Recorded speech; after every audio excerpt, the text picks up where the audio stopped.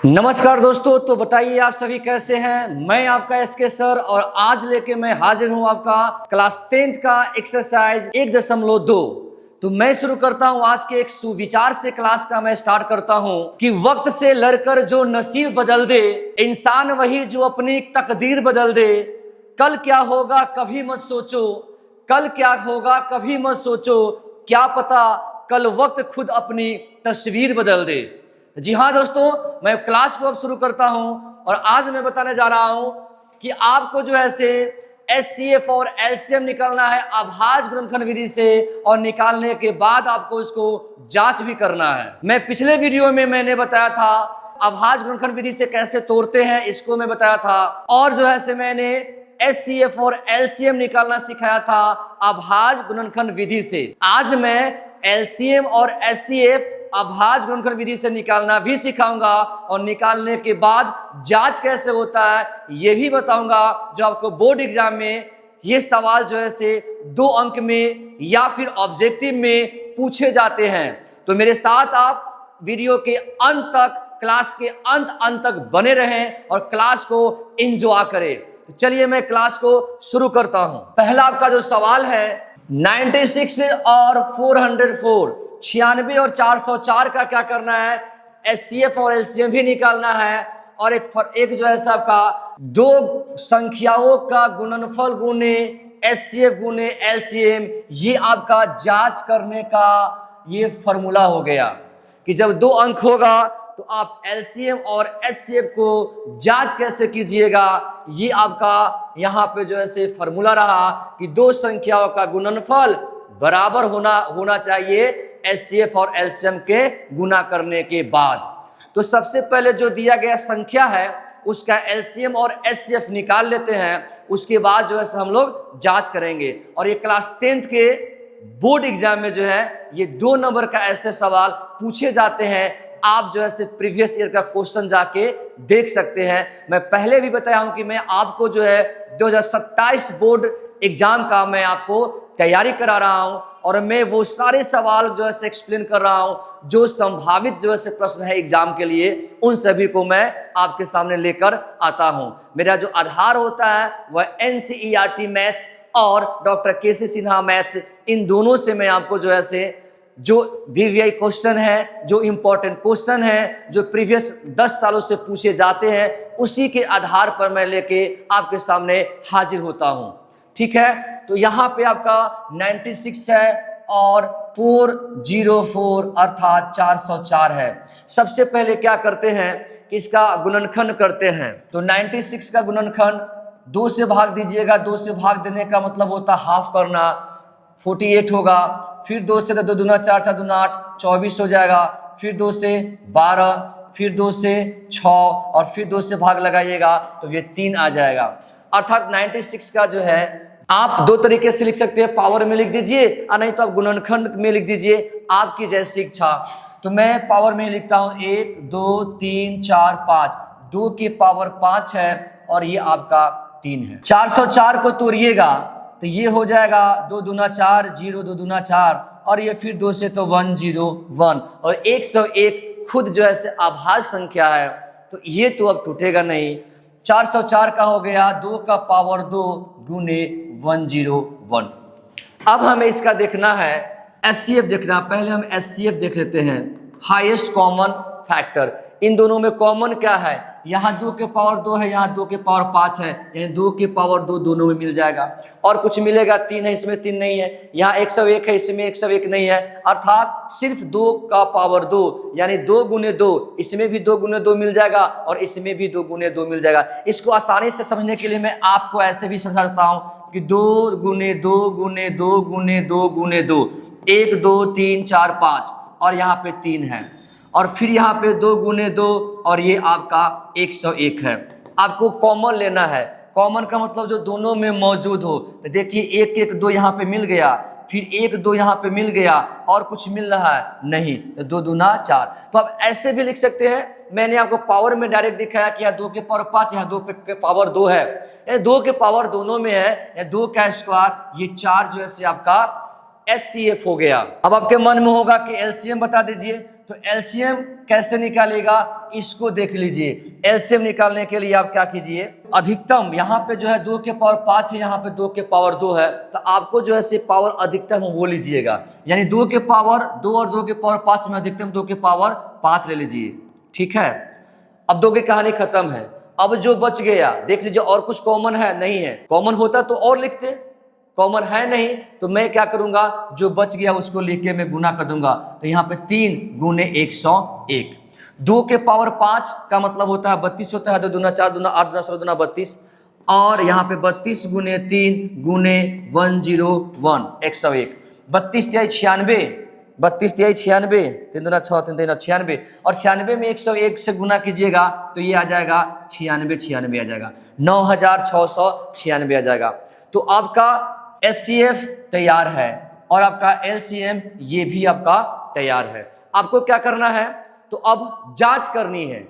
तो जांच ये ऐसा सवाल ऑब्जेक्टिव में आते हैं और बनाकर जांच करने के लिए 2 नंबर में आते हैं। तो ध्यान से समझिए क्या कहता है कि दोनों संख्याओं का गुणनफल बराबर होता है एचसीएफ गुने एलसीएम, अर्थात दोनों संख्या आप एक को ए मान लीजिए और एक को बी मान लीजिए। जब हम जांच करेंगे तो जांच कैसे करेंगे, इस प्रकार से जांच करेंगे कि ए गुने बी यानी दोनों संख्याओं का गुणनफल बराबर होना चाहिए, मेरा एचसीएफ और एलसीएम का गुणनफल के बराबर होना चाहिए। अगर ऐसा आता है इसका मतलब हुआ मेरा द्वारा बनाया गया, अर्थात आप जो बना है वो आपका सही है।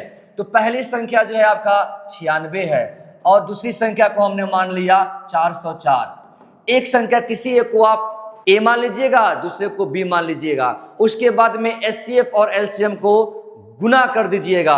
तो एचसीएफ जो है आया है 4 और एलसीएम जो है आया है 9696। गुना करते हैं, यहाँ पे क्या आता है 404 में आप जो है गुना करना है 96 से गुना करना है, कर लीजिए। 6 चौका 24 के 84 2, यहाँ 0 हो जाएगा, 2 6 चौका 24 हो जाएगा, और 9 चौका 36 के 86 3 हो जाएगा, 0 और 3 9 चौका 36, यानी कि 4 6 2 8 4 3 7 6 2 8 और ये 3 38,784।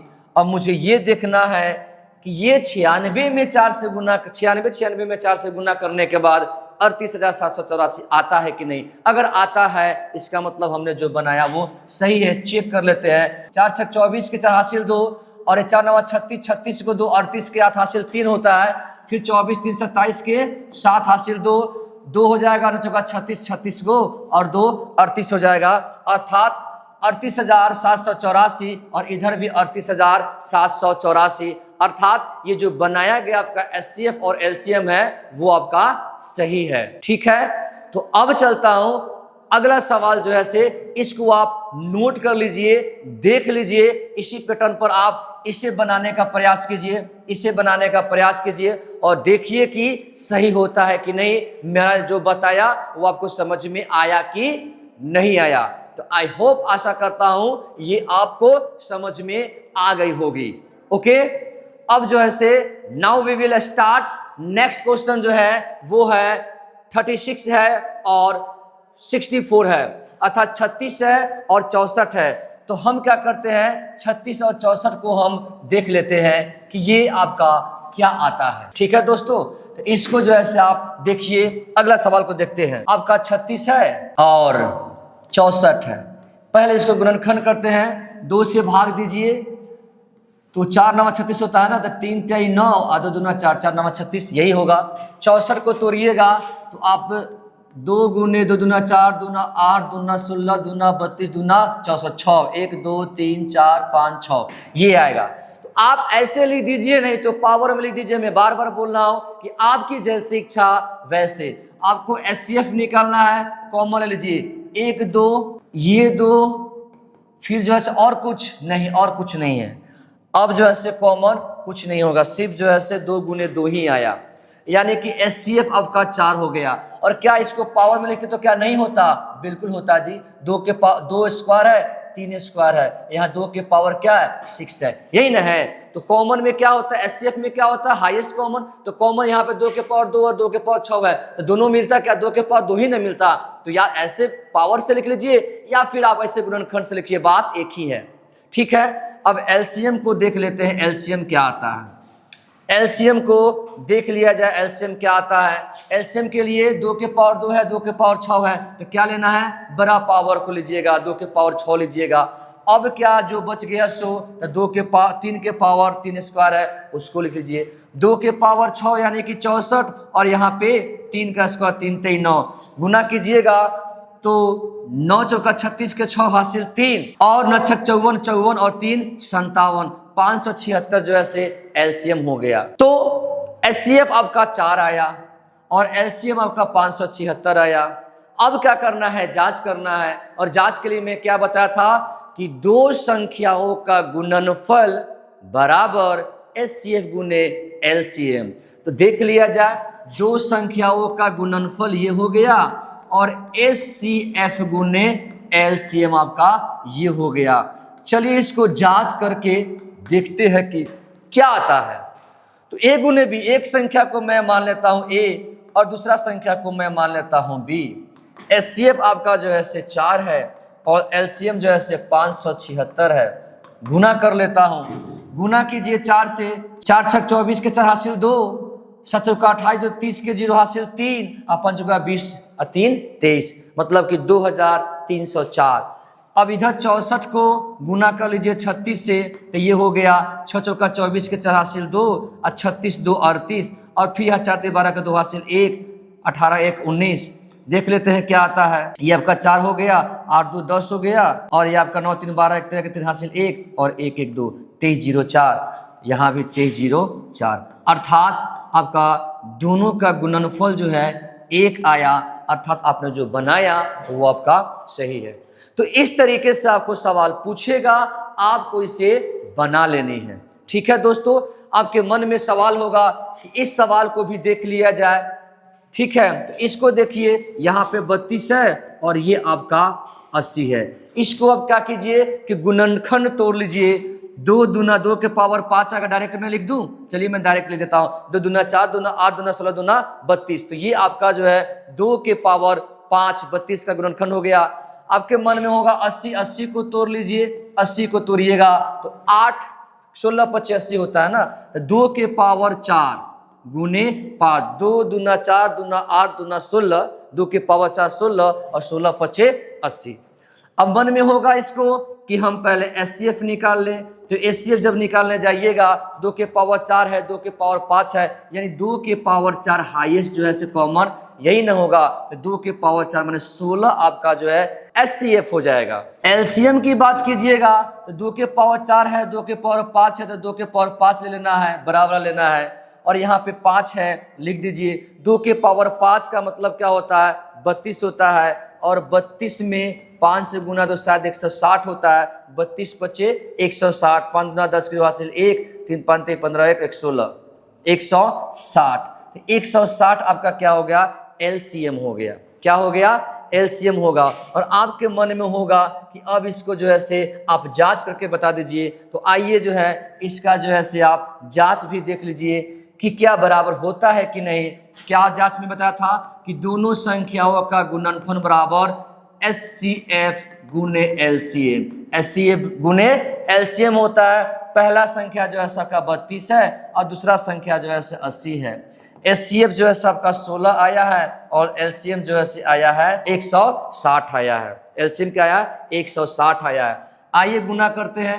8 गुना 16 का 6 हासिल 1 और 8 3 का 24 1 25 और 1 0 का 1 0 बढ़ा दीजिए। यहाँ पे 16 में 16 से 256 होता है 16 का स्क्वायर, और ये 0 का 0, अर्थात 25 60 25 60 यहाँ पे बराबर आ गया। अर्थात हमने यहाँ पे 3 सवाल आपको दिखाया, 3 में क्वेश्चन को यहाँ पे बताया, तीनों का मैं एचसीएफ निकाला, एलसीएम निकाला, और एचसीएफ एलसीएम निकालने के बाद में हमने आपको जांच करके भी दिखाया कि किस प्रकार से आपका दोनों संख्या गुणनफल बराबर एचसीएफ और एलसीएम का गुणनफल बराबर हो जा रहा है। तो आई होप आपने इस सवाल को देखा और सही से समझा। अब मैं बढ़ता हूं नेक्स्ट क्वेश्चन की ओर, और देखिए अगला सवाल क्या है। अगला सवाल जो है इस प्रकार की सवाल आपसे ऑब्जेक्टिव बोर्ड एग्जाम में आपको ऑब्जेक्टिव में पूछे जाते हैं इस प्रकार के सवाल। छोटे छोटे कंपटीशन में भी ये सवाल पूछे जाते हैं। आप देखिएगा तो पता चलेगा कि ऐसा सवाल कंपटीशन में भी पूछे जाते हैं। डीएलएड का एंट्रेंस एग्जाम हो गया या और भी भिन्न भिन्न एग्जामों में ऐसे सवाल पूछे जाते हैं। लेकिन चलिए, आपको तो मतलब है बिहार बोर्ड के एग्जाम से, तो ये क्लास टेंथ का जो है बोर्ड एग्जाम के लिए मैं बता रहा हूं, ऐसे सवाल पूछे जाते हैं ऑब्जेक्टिव में।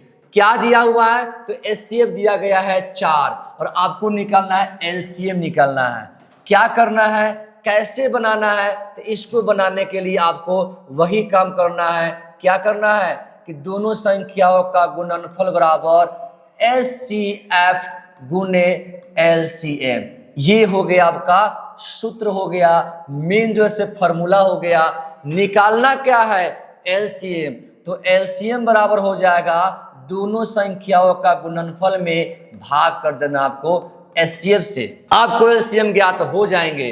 पहला संख्या है 96, दूसरा है 404 और भाग देना एचसीएफ कितना दिया गया है? एचसीएफ 4 दिया गया है।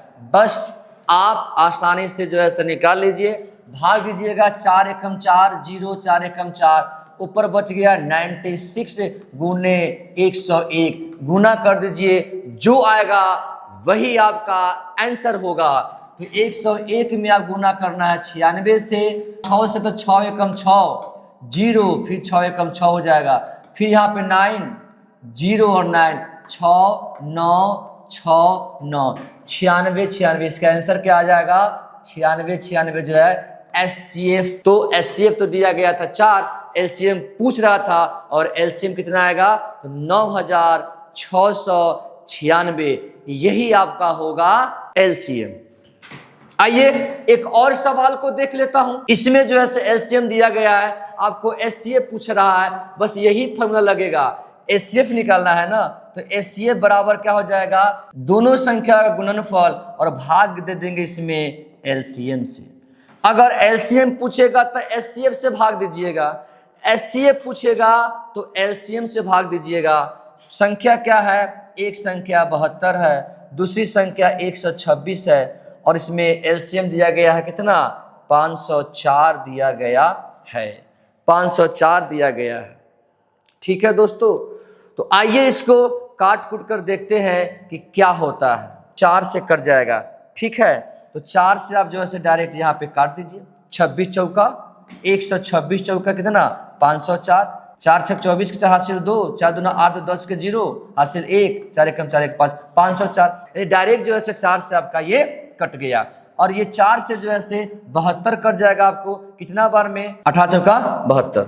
आपने देखा कि ये आपका एचसीएफ जो है 18 आया। 72 और 126 का एचसीएफ जो है आपको 18 मिल गया और आशा करता हूं कि इसको आप समझ गए होंगे। मेन तो वही है कि दोनों संख्याओं का गुणनफल गुने एचसीएफ गुने एलसीएम। अगर आपको एलसीएम पूछेगा तो दोनों संख्याओं गुना करके आपको भाग देना है। जब पूछेगा एचसीएफ तो एलसीएम से भाग दीजिएगा, एलसीएम पूछेगा एचसीएफ से भाग दीजिएगा, एचसीएफ पूछेगा एलसीएम से भाग दीजिएगा। और दोनों सवाल में अलग अलग टाइप का, इसमें पूछ रहा था एलसीएम, भाग क्या दिया एचसीएफ से। इसमें पूछ रहा था, क्या पूछ रहा था? एचसीएफ पूछ रहा था ना, एचसीएफ क्या चीज से भाग दिलाया? एलसीएम से भाग दिलाया। समझे? अब आइए आगे जो है एक दो और सवाल जो है इसी पैटर्न पर देख लेता हूं।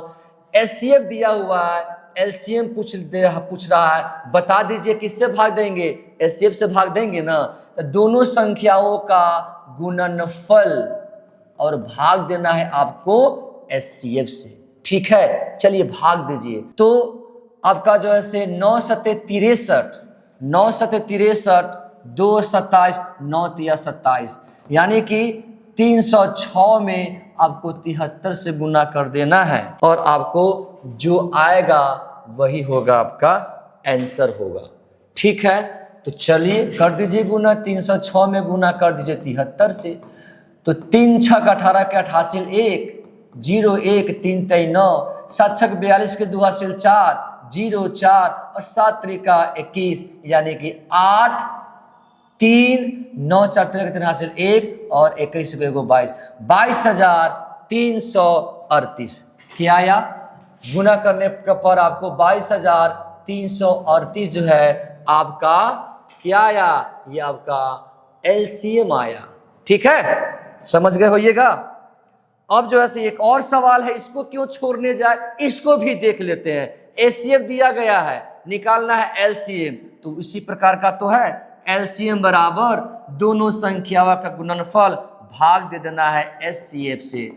तो एगो 36 है और एक 64 है, भाग देना है 4 से, 4 9 36 और 64 में 9 से, तो 9 चौका 36 के 6 हासिल 3, 9 चौका 36 के 6 हासिल 3 और 9 छक 54 और 3 54 3 57, 576 जो है से इसका क्या आ गया? तो इसका जो है से एलसीएम आ गया। ठीक है, आशा करता हूं आप समझ रहे होंगे अच्छे से। अब जो है अब चलता हूं अगला सवाल की ओर। ये सारे सवाल आपके कुछ क्वेश्चन एनसीईआरटी का है, कुछ जो है से केसी सिन्हा का है, और यही सब सवाल जो है सबके बोर्ड एग्जाम में पूछे जाते हैं। तो बढ़ता हूं और चलता हूं नेक्स्ट सवाल की ओर, जो आपके सामने इस टाइप का सवाल भी 2 नंबर में सिद्ध करने के लिए पूछा जाता है। ठीक है, और ये सवाल जो है भाज्य और अभाज्य पर आधारित प्रश्न है। भाज्य का मतलब वैसे अंक, वैसी संख्या जो एक और स्वयं के अलावे भी अन्य संख्याओं से विभाजित हो। क्या कहता है बताइए कि इतना जो है क्यों विभाज्य है, मतलब क्यों भाज्य है। तो इस प्रकार को सवाल को बनाने के लिए सबसे पहले क्या आप मान लीजिएगा कि माना कि a बराबर 7 गुने 11 गुने 13 गुने प्लस 13, यही ना है, 7 गुने 11 गुने 13 अब प्लस 13, यहाँ से 1 और यहाँ से 1। आपको मालूम है कि पद जो है अलग होता है, जब बीच में या तो प्लस या माइनस आता है तो पद अलग अलग बढ़ जाते हैं, या तो प्लस के साइन से या फिर माइनस के साइन से। तो इसको विभाज्य हमको सिद्ध करना ना, भाज्य सिद्ध करना है ना। तो चलिए तो देखते हैं इसमें से कॉमन क्या लेंगे। यहाँ पे भी 13 है, यहाँ भी 13 है, 13 कॉमन लीजिए। तो 13 जब कॉमन लेंगे तो क्या बच जाएगा? 7 गुने 11, यहाँ से 13 ना कुछ तो 1 है, 13 निकल गया तो 1 ना बचा। तो 13 और 11 से 77 और 77 गो एगो 78 गो। तो ये हो गया 13 गुने 78 को गुणनखंड तोड़ दीजिए, 2 से तो 2 तिहाई 6, 9 दूना 18 और 39 दूना 78 होबे करता है ना, और 3 से तो 3 एकम 3, 3 तिहाई 9, यानी 2 गुने 3 गुने 13। अब बताइए कि ये जो है ये क्या आया? यह संख्या जो है किस टाइप की संख्या आपको दिखाई दे रहा है? तो यह संख्या जो है अभाज्य संख्याओं का गुणनखंड है। देखिए ना, अभाज्य है ना, यह अभाज्य है, ये भी अभाज्य, ये भी अभाज्य, ये भी। तो यह संख्या अभाज्य संख्याओं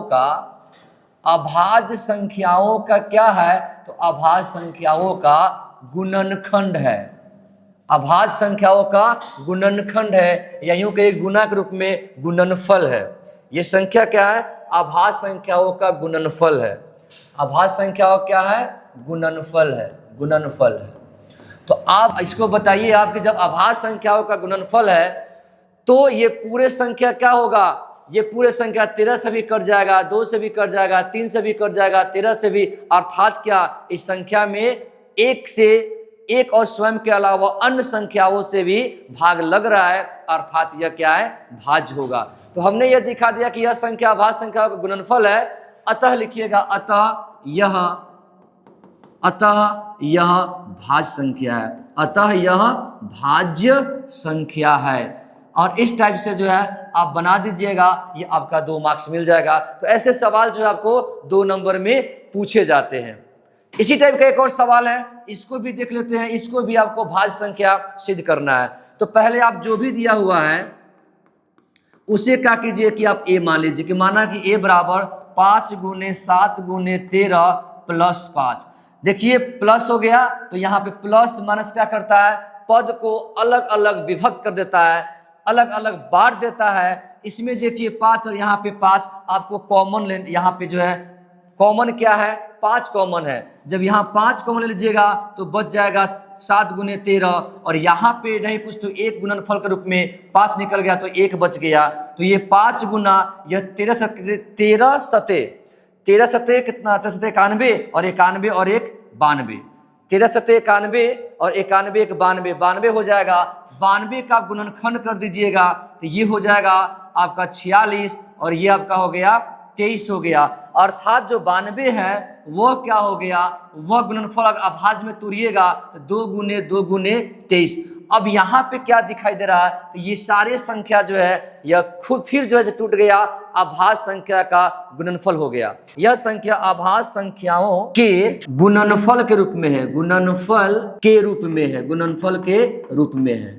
तो ये जो अभाज्य संख्याओं के गुणनफल जो है, अर्थात ये संख्या में जो से बहुत सारे संख्या से भाग लग जाएंगे, 5 से लग जाएंगे, 2 से लग जाएंगे, 23 से लग जाएंगे। और आपको पता है कि जो संख्या एक और स्वयं के अलावा अन्य संख्या से विभक्त होती है उसे हम भाज्य संख्या कहते हैं। और आपको भाज्य सिद्ध करने के लिए ही बोल रहा था, तो जैसे ही मैं दिखाया कि यह संख्या अभाज्य संख्याओं का गुणनफल है, अर्थात यह भाज्य है, तो अंत में लिख दीजिएगा कि अतः यह संख्या भाज्य है, यह संख्या भाज्य है।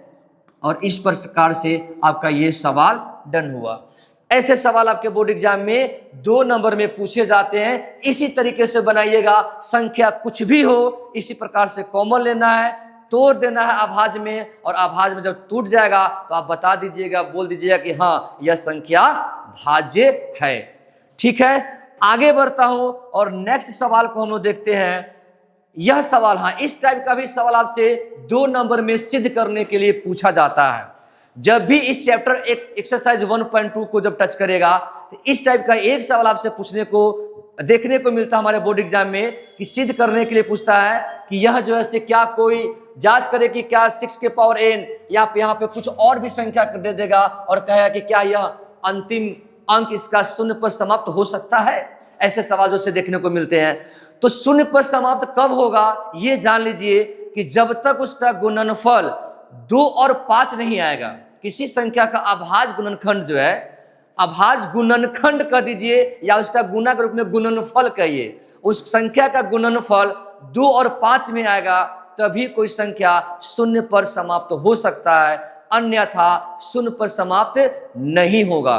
सिर्फ 2 होगा फिर भी नहीं होगा, सिर्फ 5 होगा फिर भी नहीं होगा। 0 आने के लिए 2 भी होना चाहिए और 5 भी होना चाहिए। कैसे बनाइएगा इस सवाल को, चलिए देखते हैं। संख्या क्वेश्चन तो समझ गए होइएगा कि क्या 6 के पावर n जो है 0 पर समाप्त होगा। यहाँ n जो है से प्राकृत संख्या दिखा रहा, बोल रहा है कि n मतलब 1 2 3 4 ये प्राकृत संख्या है। आप सबसे पहले जो दिया होगा उसको आप a मान लीजिएगा, एक संख्या a मान लीजिएगा। हमने माना a बराबर 6 के पावर n, जो था उसको हमने a मान लिया। अब जो है जो संख्या उसका गुणनफल तोड़िए, तो तोड़ने पर मुझे 6 को तोड़ेंगे तो 2 तिहाई 6, 2 गुने 3 आएगा। तो जब इस 6 का जब तोड़े तो 2 और 3 आया, तो क्या देख रहे हैं, यही ना देख रहे हैं कि 2 और 3 जो है अभाज्य संख्या है। इसको आपको याद करना होगा कि हम जानते हैं कि किसी संख्या का अंतिम अंक 0 पर तभी समाप्त होगा जब उसका गुणनखंड जो है 2 और 5 हो। लेकिन क्या इसमें 2 और 5 देखने को मिल रहा है जी? नहीं ना, 2 है और 3 है। क्या 2 और 5 है ही नहीं। तो जब 2 और 5 नहीं है, या मतलब यहाँ पे 2 के पावर n और गुने 2 के पावर n क्यों लिखा हो, क्योंकि n यहाँ पे 1 2 3 जो भी होगा, 2 का पावर 2 हो जाए या 2 के पावर 2 या फिर 2 के पावर 3, 3 के पावर 3। जैसे जैसे यहाँ बढ़ेगा 1 रखेंगे तो यहाँ 1 2 1 3 आएगा। फिर जैसे ये यहाँ पे हम 6 के पावर 2 कर देंगे तो ये क्या हो जाएगा, 6 के पावर 6 गुने 6 यानी 2 गुने 3, 2 गुने 3 मतलब 2 2 बार आ जाएगा और 3 जो है से 2 बार आ जाएगा। 2 2 बार और 3 2 बार, मतलब क्या कि n 1 2 3 जो कुछ भी, फिर 3 का पावर 1 2 3 कुछ भी हो, लेकिन आएगा तो 2 और 3 ही ना। आप पावर n का 1 कीजिए, 2 कीजिए, 3 कीजिए, 4 कीजिए, जो कीजिए, 2 और 3 ही ना रहेगा। 5 तो नहीं आ जाएगा टपक के, आएगा क्या, नहीं आएगा। अर्थात यह अद्वितीय गुणनखंड जो है 2 और 3 ही रहेगा। और जब तक 2 और 3 रहेगा यह 0 पर समाप्त हो ही नहीं सकता है। 0 पर समाप्त होने के लिए 2 और 5 दोनों चाहिए, जो कि यहाँ पे है नहीं। तो लिख देंगे अतः 6 के पावर n का अंत शून्य पर समाप्त नहीं हो सकता है। कुछ और भी सवाल होता, कहता कि 5 के पावर n क्या शून्य पर होगा? नहीं होगा। 8 के पावर शून्य पर समाप्त होगा? नहीं होगा, सिर्फ इसमें 2 ही आएगा। तो इस टाइप से आप इस सवाल को, कुछ भी आएगा, 5 के पावर n आए, 8 के पावर n आए, कुछ भी आए, आप इसी तरीके से बना लीजिएगा। मैं एक ही यहाँ पे दिखा रहा हूं, जरूरी नहीं है कि यही क्वेश्चन पूछे, कुछ और होगा, विधि यही होगा, प्रोसेस वही होगा। इसी तरीके से जो है से आप सवाल को बनाइएगा। ठीक है, आशा करता हूं इस क्वेश्चन को आप समझे होंगे। आप इस सवाल को इसी तरीके से, कुछ और भी सवाल, कुछ भिन्न भिन्न सवाल आएंगे, आपको ऐसे ही बनाना है। तो मैं चलता हूं नेक्स्ट सवाल की ओर। अब जो दिया गया है वह अभाज्य गुणनखंड विधि द्वारा निम्नलिखित पूर्णांकों के एचसीएफ और एलसीएम ज्ञात करना है। मैंने इससे पहले 2 अंक दिया गया था, 2 संख्या था, दोनों का हमने एलसीएम और एचसीएफ निकाला, उसमें मैं जांच किया था। एक बात याद रखिएगा कि जब 2 से अधिक होगा, 3 होगा, 4 होगा, तो उस पर लागू नहीं होता कि संख्याओं का गुणनफल गुने एचसीएफ गुने एलसीएम, ये लागू नहीं होता। ये सिर्फ व सिर्फ लागू होता है जब 2 संख्या, जब 2 अंक होते हैं, तभी लागू होता है। इस बात को भी आपको ध्यान में रखना होगा कि a गुने b बराबर दोनों संख्याओं का गुणनफल बराबर एचसीएफ गुने एलसीएम, या सिर्फ व सिर्फ जब 2 संख्या होता है उसी पर लागू होता है। इस चीज को आपको याद रखना है। 3 या 3 से अधिक पर ये लागू नहीं होता है। जब 3 4 देगा तो आपको सीधा कहेगा एलसीएम निकालो या एचसीएफ निकालो। जांच करने के लिए कतई नहीं कहेगा, कदापि नहीं कहेगा। ठीक है दोस्तों, आइए इस सवाल को देखते हैं। इसका गुणनखंड विधि से आपको एचसीएफ और एलसीएम ज्ञात करना है। 6 को तोड़ दीजिएगा, 2 तिहाई 6। 72 को तोड़िएगा, 8 9 72, 2 गुने 2 गुने 2 और 3 गुने 3, 72 हो जाएगा, बिल्कुल होगा। 3 3 9, 2 18, 2 36, 2 72। 120 को तोड़िएगा तो 120 कैसे होता है? तो 24 25 होता है 120। 24 कैसे होता है? 2 दूना 4, 2 8, 3 24 और 25 24 25 120 ही ना होता है। 5 15, 15 दूना 30, 2 7, 2 120। और नहीं तो आप गुणनखंड करके तोड़ लीजिएगा। चलिए, मुझे निकालना है एचसीएफ और एलसीएम। आइए सीखिए बढ़िया से किस प्रकार से यहाँ पे होगा। एचसीएफ निकालना है ना दोस्तों, मैंने क्या बताया, जो अंक है उस सब में कॉमन हो। तो देखिए, तो यहाँ पे 1 2 तो मिल गया, दोनों में मिल गया ना। अब इसमें 2 है, इसमें है, लेकिन इसमें तो नहीं है, तो नहीं होगा। देखिए 3 जो है, एक इसमें है, एक इसमें है, एक इसमें है, तो 3 निकाल लीजिए। और कुछ तो देखने को मिल नहीं रहा है, यानी आपका मौसर जो हो जाएगा वह हो जाएगा 6 हो जाएगा। अब बात कर लेते हैं एलसीएम का। एलसीएम के लिए मैं क्या बोला हूं? हाईएस्ट। देखिए यहाँ पे 2 1 है, इसमें 2 कितना है? 3 है, इसमें 2 3 है, तो क्या लिखाएगा? 2 के पावर 3 लिखाएगा ना। पहले वाले सवाल में भी तो मैं बताया था, जो अधिकतम होगा उसको लिखिएगा। अब 2 की कहानी खत्म है। 3 यहाँ पर 1 है, 3 यहाँ पे 2 है, 3 यहाँ पे 1 है, क्या लिखिएगा? जो ज्यादा है वो 3, 2 वाला लिख लीजिए। अब जो बच गया सब लिख के गुना कर दीजिए, तो इसमें क्या बच गया? 5, गुना कर दीजिए। 2 के पावर 3, 2 दूना 4 दूना 8, और यहाँ पे 2 3 तिहाई 9, और यहाँ पे 5, तो 8 5 40, 4 9 36, 360 जो है से आपका एलसीएम हो गया। समझ में आया? एक और सवाल देख लीजिए। 12 है, 15 है और 21 है, तो 2 दूना 4 तिहाई 12, और 3 5 15 और 3 7 21। एचसीएफ देखिए कॉमन क्या मिला? 3 3 3 और कुछ नहीं, तो एचसीएफ 3 ही होगा। अब देख लेते हैं एलसीएम बराबर 2 बार है, इसमें है ये नहीं, इसमें नहीं है, तो 2 का 2 बार लिख दीजिए। 3 यहाँ पर 1 बार है, 1 बार है, 1 बार 3 लिख लीजिए। और कुछ बच गया, लिख के गुना कर दीजिए। 5 है, 7 है, सब लिख के गुना कर दीजिए। 4 3 12, 12 5 60, 60 है, और 60 में गुना करना है 7 से, यानी 7 6 42, यानी 420 हो जाएगा। 7 6 42 और 1 0, यानी कि 420 जो है आपका क्या हो जाएगा? तो तो LCM हो जाएगा। इस प्रकार से आपने देखा कि जब 2 से अधिक जब अंक होंगे, संख्या होगा, तो किस प्रकार से आपको HCF और LCM निकालना है। अब दोस्तों आज का एक आखिरी सवाल, जो इस प्रकार की सवाल भी जो है आपको ऑब्जेक्टिव में पूछे जाते हैं, इसको भी देख लिया जाए। एक खेल का मैदान है, वृत्ताकार है। सोनिया को इस मैदान को एक चक्कर में, सोनिया है, इसको पूरा चक्कर लगाने में 18 मिनट का लगता है। सोनिया को कितना टाइम लगता है? 18 मिनट का वक्त लगता है एक चक्कर लगाने में। और एक रवि है, रवि को जो है से उसको एक चक्कर पूरा करने में 12 मिनट का समय लगता है। रवि को लगता है 12 मिनट का समय। मान लीजिए दोनों जो है एक ही स्थान से जो है, दोनों एक ही स्थान से एक ही दिशा में दोनों जो है से चक्कर लगाना जो है, एक ही दिशा में चलना शुरू करता है। कितने मिनट के बाद में जो है वह पुनः एक ही स्थान पर मिलेंगे। इस प्रकार के सवाल में आपको LCM निकालना होता है। तो दोनों का आप LCM निकाल दीजिए। 18 को तोड़ना है ना, तो 3 तिहाई 9, 9 दूना 18। फिर 12 को तोड़ना है तो आपको 4 तिहाई 12, 2 दूना 4 और 4 तिहाई 12। इसका LCM निकालना है तो आपको यहाँ पे 2 2 बार है, यहाँ 2 1 बार है, यानी कि 2 2 बार जो है से आप लिख दीजिए। और यहाँ पे 3 जो है से 1 बार है, 3 2 बार है। क्या लिखना है? 3 2 बार वाला लिखना है। गुना कर दिए 3 तिहाई 9 और 9 चौका 36। इसका मतलब हुआ 36 मिनट के बाद में वह जो है एक स्थान पर दोनों जो है से मिलेंगे। फर्क यही होगा कि एक जो है से हो सकता है दूसरा चक्कर लगा रहा होगा और दूसरा जो है से तीसरा चक्कर लगा रहा होगा, लेकिन दोनों जो है से एक स्थान पर मिलेंगे 36 मिनट के बाद। और इस प्रकार से आपका ये एक्सरसाइज 1.2 आज खत्म होता है। तो अगले वीडियो में हम एक्सरसाइज 1.3 लेकर आएंगे और उसमें जो है से मैं आगे सवाल की चर्चा में करूंगा।